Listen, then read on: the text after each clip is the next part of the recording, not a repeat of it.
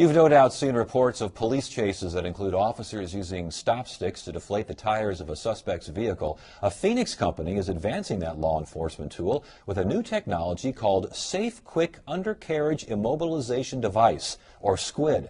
And it's the focus of tonight's edition of Horizon's ongoing series, Arizona Technology and Innovation. And here to talk about SQUID is Martin Martinez, president of Engineering Science Analysis Corporation. Good to have you here. Thanks for joining us. Good to be here, sir. Oh, okay, before we describe exactly what this does, where did this idea come from?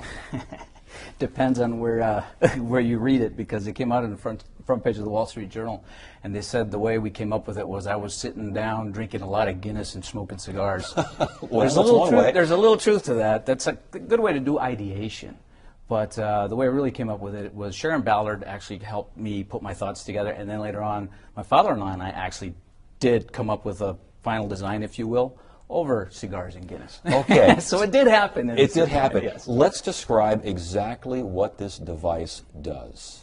The device itself, the original embodiment of the SQUID, there's several spiral technologies that came from it, but the original embodiment, the way it works is it stops the vehicle by immobilizing the rotating components underneath the vehicle itself.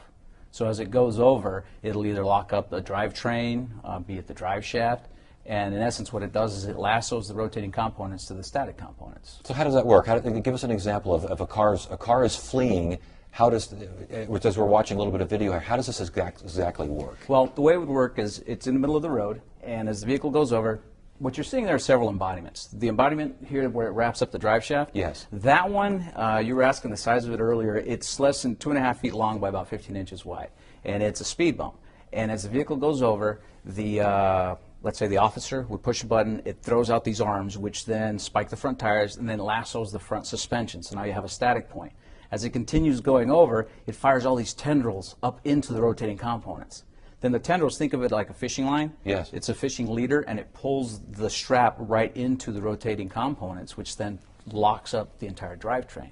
It's almost like a spider net coming underneath and just grabbing everything. Well, it's funny you mention a spider net, because forget the cigars and Guinness. I had read that you were inspired by Spider-Man. That too. So you were inspired by Spider-Man. Definitely. And that's how this thing kind of works. Yeah. Okay, in terms of weight, is this the kind of thing that law enforcement can easily transport? Does it need a little unwieldy? How does this work? It's transportable. It weighs less than 50 pounds. When we were developing for Department of Homeland Security Advanced Research Projects Agency, we got it through a grant to develop it.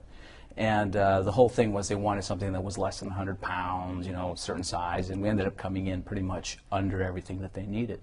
One thing we did learn, though, was when we were done developing this thing, it was a little too, I would say, MacGyver for, you know, local law enforcement. So we were thinking of other ways of helping. So we thought of spiral technologies. So we said, okay, the way the SQUID works, it throws these arms out. Well, you know, if you chop an arm off, put it in an ammo box, now you have a self-deploying spike strip.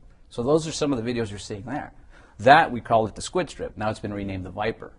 We licensed the technology away, so another company is actually developing it here in the Valley, further developing it and productionizing it. So talk more about how this original SQUID idea is now advancing, because can't you load these things into the street or something along those lines? Exactly. And you saw somewhere the spike strip is actually in barriers, right? So if you're having a police chase and these things are embedded in a barrier, you'd never see it coming, right?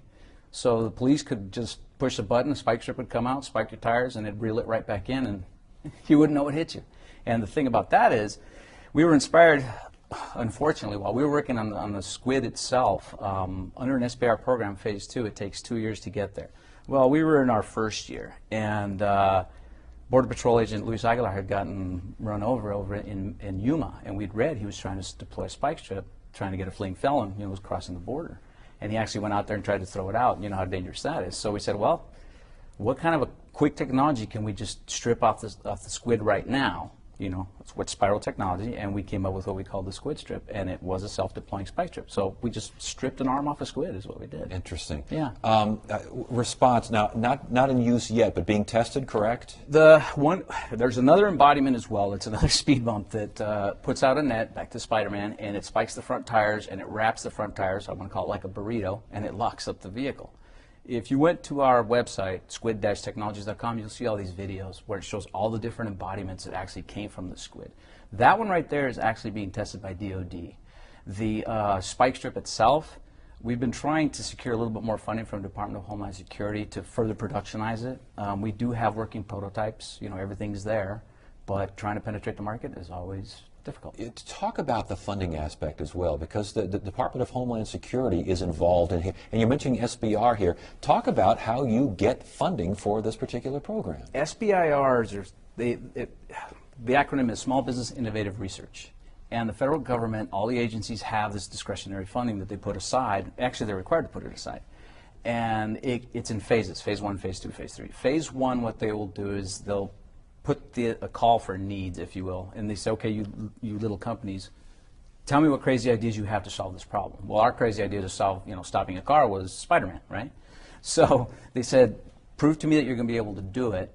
For phase 1, we'll give you $100,000, $75,000 to $100,000. And with that, you know, a small company can do a lot, right? Whereas a big company, no, you wouldn't get much. You'd get a meeting. That's all you would get. So the small company, what they have to do is they have to try to prove feasibility of this crazy idea. And if you make whoever the sponsoring agency comfortable enough, they'll ask you to propose phase 2. Phase 2 is $750,000 to $1 million. And that's 2-year. It's a 2-year program. So in essence, you're getting investors, and it's the federal government, but you get to keep the technology. And you can license it. Then from there you go to phase 3, right? So that's technically productionization.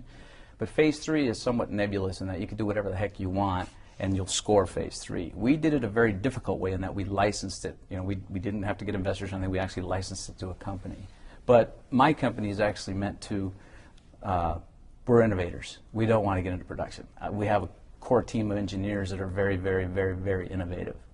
I say I preside over a bunch of rocket scientists, but we put in rocket science with product development with Monster Garage, as you can see by some of the testing we were doing. Last question. We're going to have about 30 seconds here, but when you first work with the idea, I guess if you got a bunch of innovators, no one really thinks you're crazy, do they? Because some inventors get that, but you don't get that much. They talk themselves out of it, is what happens sometimes with inventors. Interesting. Engineers too. Yeah. We're engineers. So basically, it's been all systems go since the first idea came up. Yes. We also now have another phase 2 with Navy, where we're developing the aquatic version of it, which will be a boat stopper / swimmer stopper. All right. Well, once that works, maybe we'll get you back on to talk about that. Would love to. Thanks for joining us. We appreciate it. Thank you.